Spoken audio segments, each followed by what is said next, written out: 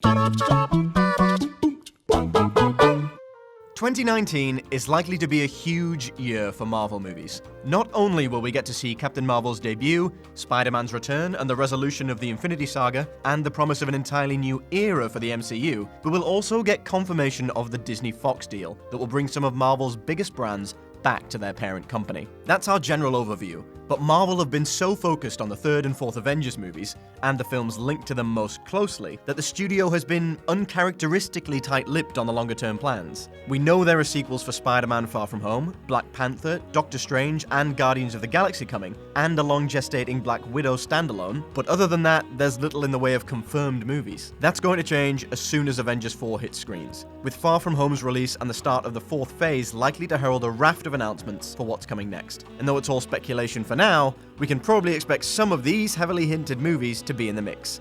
I'm Oliver from WhatCulture.com, and these are the 10 most strongly hinted future Marvel movies. Number 10, Fantastic Four.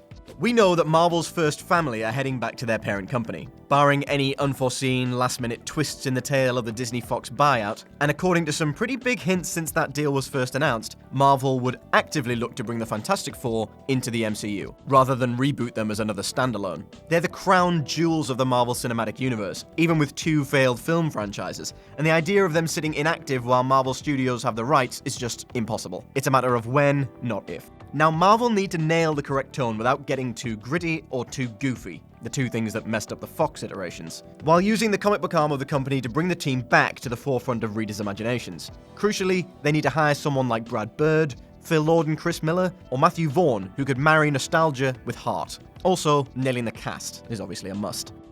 Number 9, Deadpool 3. After Deadpool's roaring success, Fox not only announced a direct sequel, but also an X-Force movie, not starring the iteration of the team that bit the dust so hilariously in Deadpool 2, obviously. Drew Goddard was attached, and it is expected to be the next appearance by Deadpool. The Disney issue might make this problematic now, but Goddard says he and Ryan Reynolds are still committed to it as long as Disney are game. Even if it's not X-Force, the fact that Reynolds' sequel made close to $750 million worldwide pretty much guarantees he's not thrown out when the deal goes ahead. Bob Iger was a little evasive in terms of whether Deadpool would come to the MCU. He simply said that Kevin Feige had lots of ideas. But Disney surely wouldn't sanction a decision to dump one of the only viable brands within Fox's Marvel roster right now. Hopefully Marvel don't mess with the formula too much. Deadpool is obviously a different proposition to the family-friendly MCU material, but he can coexist. After all, he managed it with the X-Men for 2 movies. Dropping in cameos from mainline MCU stars while allowing Reynolds to take shots at his paymasters would be just as perfect. Just don't dilute the brand or dull its edge. The Disney-like Once Upon a Deadpool served as a good indication that that doesn't quite work. Number 8, The Dark Avengers. This one's a little more out of left field than some of the other suggestions for the next announced Marvel movies, largely because we've seen seeds for some of these sown into previous movies, but there's been a pretty big hint fairly recently of a Dark Avengers movie. According to that hashtag show, Marvel Studios are actively developing an adaptation of the Dark Avengers comic, though there's no guarantee that the script would be greenlit. We've already been told by Bob Iger and Kevin Feige to expect new directions for the MCU in Phase 4, and a villain-centric project would certainly fit that bill. Plus, the idea of a new superhero team rising in the wake of Thanos' decimation of Earth makes sense as an alternative launch point to Norman Osborn bringing together his team when the US loses faith in the Avengers. Fundamentally, this needs to avoid the fate of Suicide Squad at all costs. Some changes to the comic would be necessary, but that's nothing new for Marvel. And if we are indeed getting a Skrull invasion of the MCU, then the idea of villains disguised as heroes would be a logical side concern. Just don't go too dark and throw out all the founding principles of the MCU in the process. Number 7, Namor. Way back in Phase 1, we had some Easter egg seeding for Namor's presence in the background of the MCU, and there have been firmer rumors of a project for the Submariner on the horizon more recently. The biggest hint actually comes from MCU's rival DC franchise. Now that they've done their undersea adventure with Aquaman, it's surely only a matter of time before Marvel do. On top of that, Kevin Feige spoke at a special reception and screening for Black Panther in Los Angeles last year, where journalist Eric Weber asked him about the status of Namor. The Marvel Supremos said the aquatic antihero could appear in the Marvel Cinematic Universe, but they're still working on the ifs and whens right now. Perhaps just this once, Marvel could take the lead from DC and Warner Brothers. Aquaman may have had some issues, but the world building was brilliant, and James Wan's slightly bonkers vision set the model that Marvel could follow. Trying to make an underwater kingdom movie that's too embedded in realism is a fool's errand. And the way the MCU has dealt with its more fantastical outer space elements offers a perfect launchpad for an underwater story. Number 6, a female ensemble movie.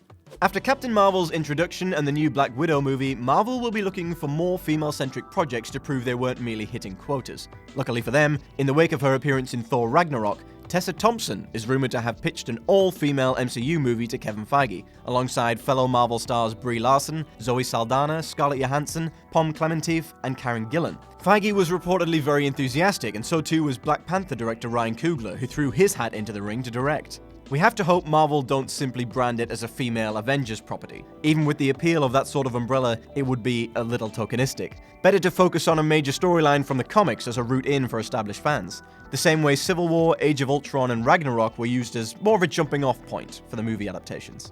Whatever their approach, Marvel ought to hire a female talent team and ensure that their most powerful female characters aren't reserved for the quote-unquote established Avengers franchise. Number 5, Rocket and Groot.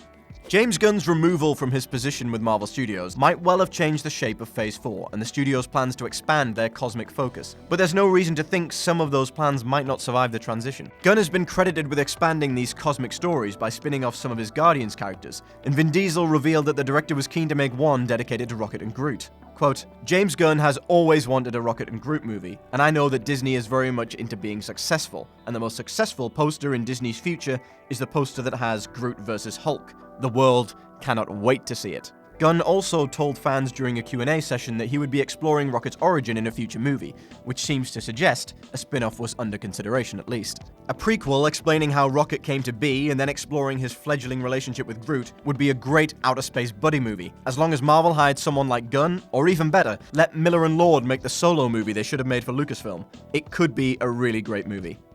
Number 4, Ms. Marvel.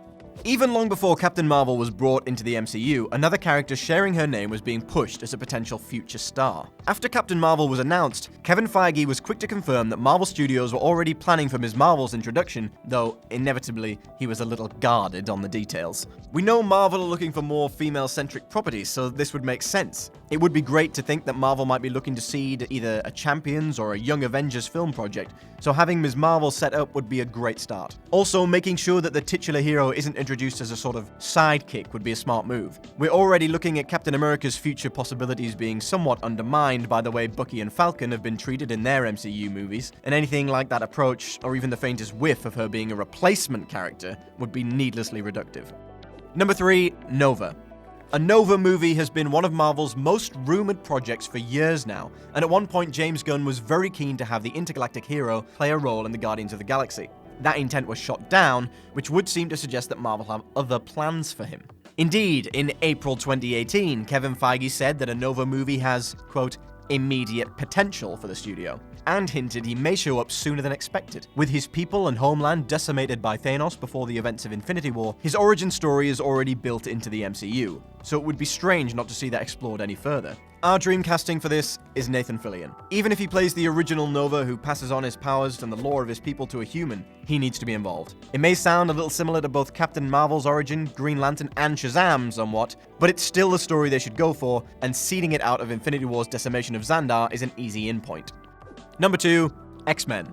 Just as the Fantastic Four were one of the big selling points for Disney buying Fox's movie properties, the X-Men are pretty much the crown jewel of Fox's catalog. The acquisition of that group of IPs means we can expect to see Marvel playing with a whole new world of characters, as well as being able to introduce mutants as a concept into the MCU for the first time. We know they're coming. We've had a pretty big hint that they're going to be introduced into the established MCU, and really, it's just a matter of when and how. Regardless of which roster of X-Men properties are being explored first, the most important thing is how Marvel bring mutant kind into the MCU, whether that's through interdimensional travel, a reverse House of M sort of deal, or the use of the Reality Stone even, perhaps as a direct consequence of changing the universe so much in the Infinity Saga. We'll have to wait and see, but it does need strong reasoning and a well-executed delivery.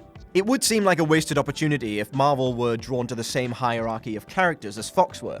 So while Wolverine is great, immediately introducing him as the hero could be detrimental to other characters who deserve their time in the spotlight. Likewise, we don't need to see another retelling of the same stories Fox have already explored, so maybe a House of M sort of event might be a good way to go. Number 1.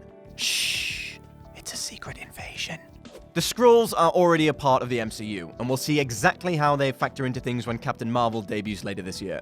We know from the marketing and what's been revealed of the story that Carol Danvers will be uncovering not only her own history, but that of the Skrull invasion of Earth. That suggests that the studio are exploring the Secret Invasion story arc from the comics, at least a little, and that Carol Danvers will be at the forefront of uncovering how deep the infiltration goes. But since Captain Marvel goes AWOL at the end of her movie, something has to happen to trigger her exile, and you wouldn't expect out-and-out victory against the Skrulls to do it. It could be a Superman-style quest for answers that leads her away, but alternatively, the Skrull story could overspill into an event movie in its own right. On top of that, Marvel need an all-encompassing narrative that replaces the Infinity War thread throughout Phase 4, and the uncovering of embedded Skrulls definitely fits the bill. It does run the risk of repetition. A few movies per event is definitely a good approach, but too many and we'd end up seeing lots of different characters essentially doing the same things, only in different locations within the MCU, which at this point has become so entangled it's harder and harder to justify solo missions for each hero.